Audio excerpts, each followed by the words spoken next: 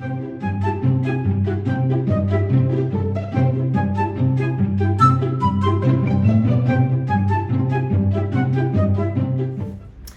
guys, happy Sunday to ya. We're finally back after many mayhems and mishaps. We had a miss week, so we hope you missed us. We really do, because we missed you too. You know, I don't know if you've come over and joined us at the creative group at Facebook yet, but we do a lot of fun there, things there. And of course, it's free. It doesn't cost anything. You just come over and, you know, you ask little questions Facebook wants you to answer, and then we let you in. And then you get to see what it's all about. There's a lot of inspiration there, a lot of creative friends that you've not met yet who are waiting to meet you. It's true. We have a great group. But what we do on Sundays is we have a Sunday earrings challenge.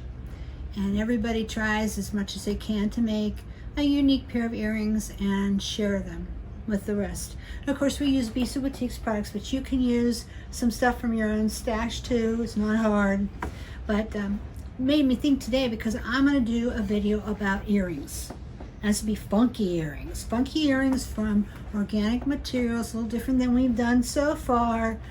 Just mix and match it up with lots of things that you might have in your stash already. So I have a really cool idea that can be done several ways. So before I invite you over here, please remember to subscribe to my channel and like the video if you like it.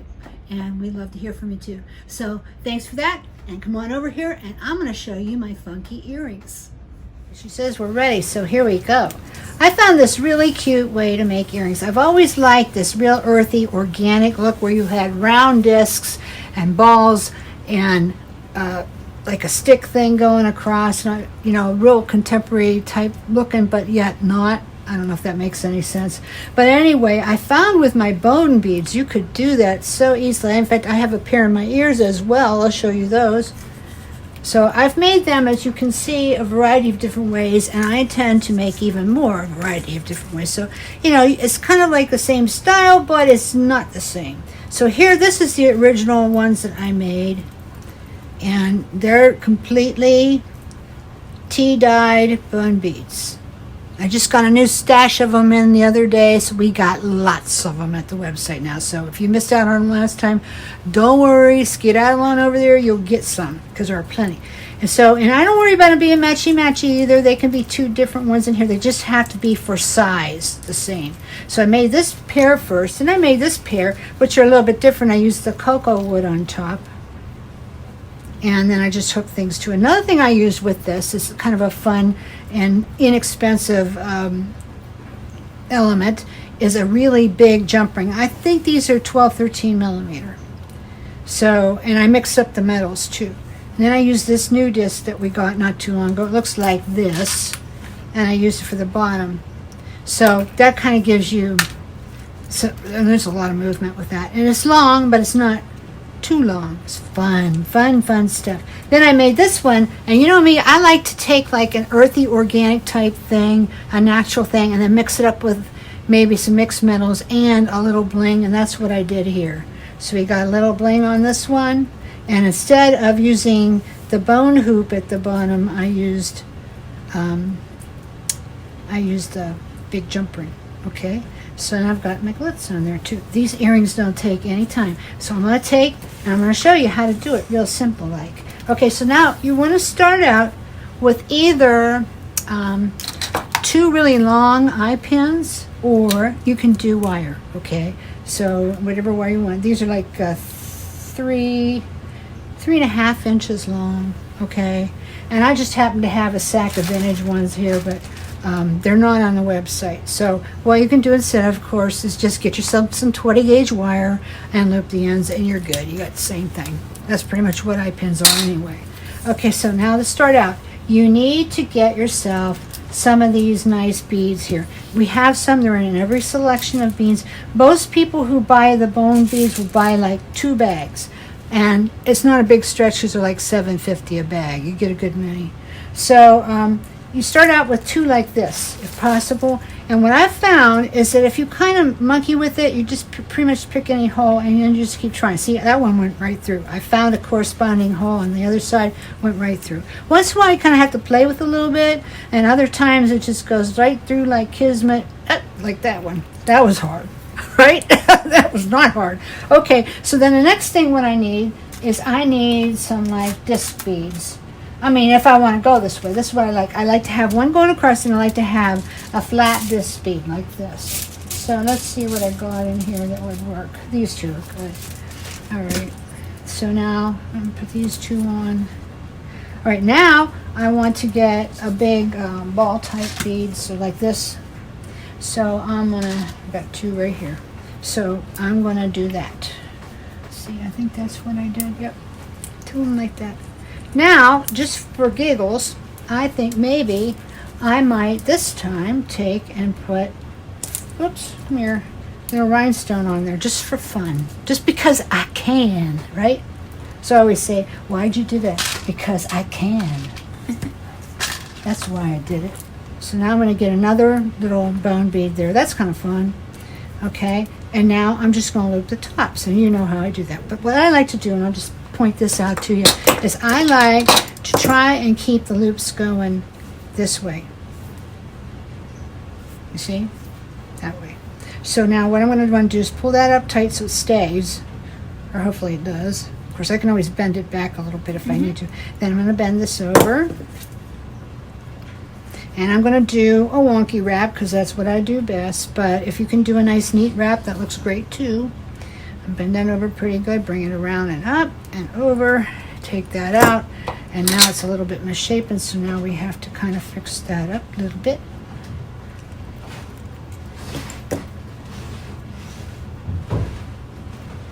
I've been practicing my loops a lot, and I found a bunch of new ways to make ones that aren't wonky, and I actually can do it. But I don't want to with this. With this, I like the organic look, so I'm going to loop it a little bit tighter to try to get it pulled up as tight as I can on here. I don't want these like twirling around too much, you know. They will some, but now if you don't want them to twirl around too much, another thing you could do is you could put another tighter bead right here, and it would help to hold it. I didn't, but you can do that, and that would work very nicely. So just pull that up. Now I'm going to wrap it. I'm going to take the tail, and I'm just going to pull it around with my fingers as tight as I can, and I'm going to try to get as neat a wonky wrap as I can make it. And that means usually, in this case, this is so long, I'm going to probably go around 4 times, okay? So that I did that. Okay. So now, let's see. Just trying to match it up a little bit. Yep, this is going to work. Pull this up. Okay, so now I need to just get that cut off. I'm going to try to do that in a way that doesn't hit Javi, because she's sitting over here by me. She always rides shotgun with me. The videos. I couldn't do these videos without Javi and what she does. Okay, so now this one's going a little bit, you can see. This one is twisted a little bit to the side. I'd rather they be the same, so I'm going to take it and I'm just going to kind of manipulate a little bit and pull it around. And that's pretty good. All right. So now all I got to do is do the other one. Then I'll show you how the bottoms go. So we'll just repeat that. Rinse and repeat. So get this going, you know, from side to side like I did before. See, that's part of the reason why it kind of loosey-goose around there. See, that's a big hole. And anytime you have a big hole bead, it's going to tend to do that. So it probably would not be a bad idea to get a smaller bead on top of there.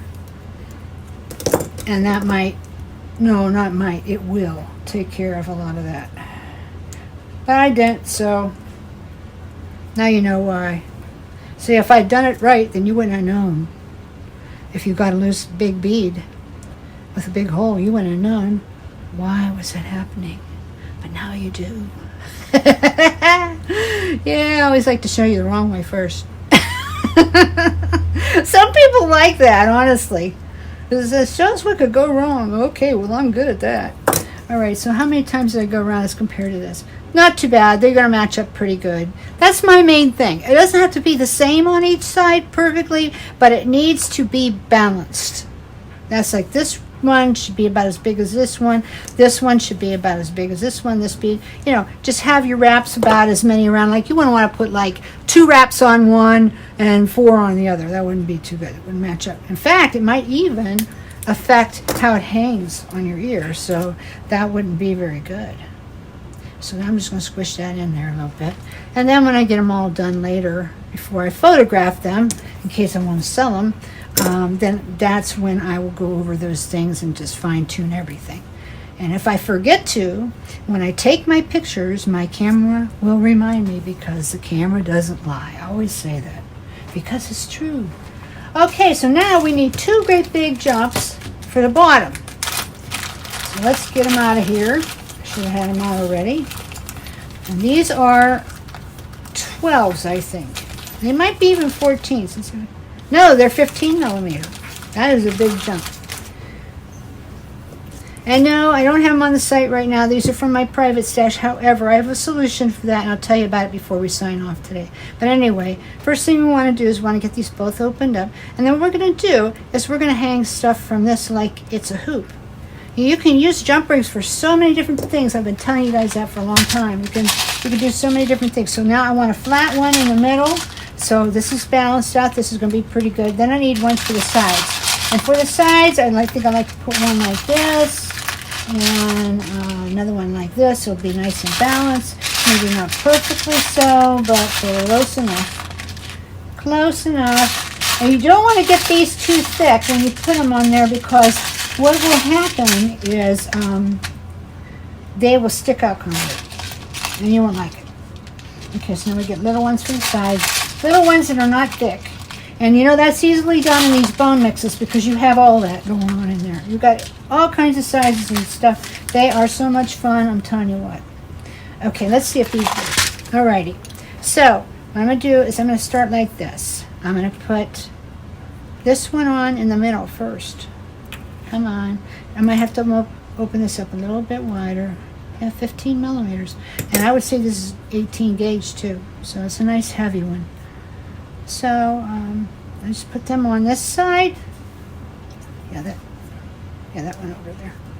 Okay. Sometimes the hole not quite big enough, and this is going to be one. So we're going to get a bigger one in a bit. Sometimes you have to play to get the size just right. I've got some more over there. Okay. This is a little thicker than I wanted, but I think we'll be all right. Alrighty. Stick this one on, and this one. As you can see, then inside they are graduated. Nah, that's too thick. Let's do this. Maybe this one's better. It's still a little thick, but no.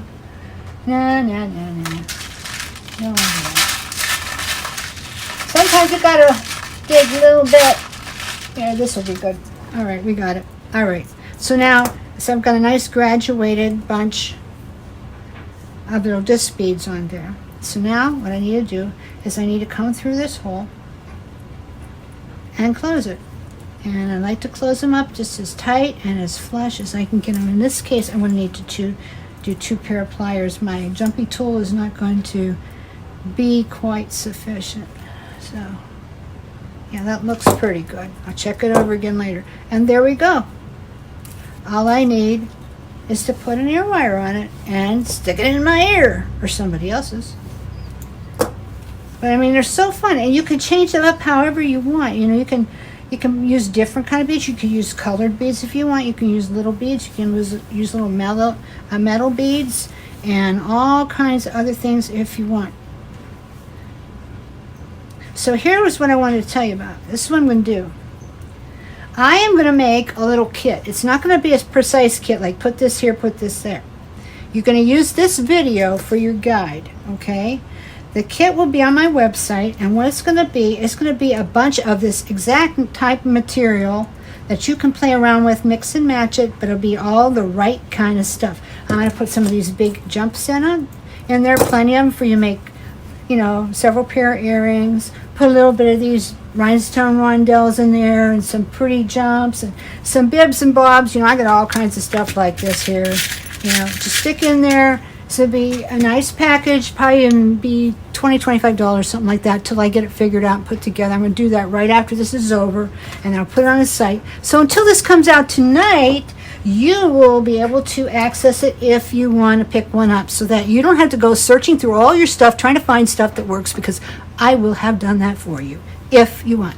So anyway, and the SKU on it, I'm going to tell you in advance, is going to be BDMIX.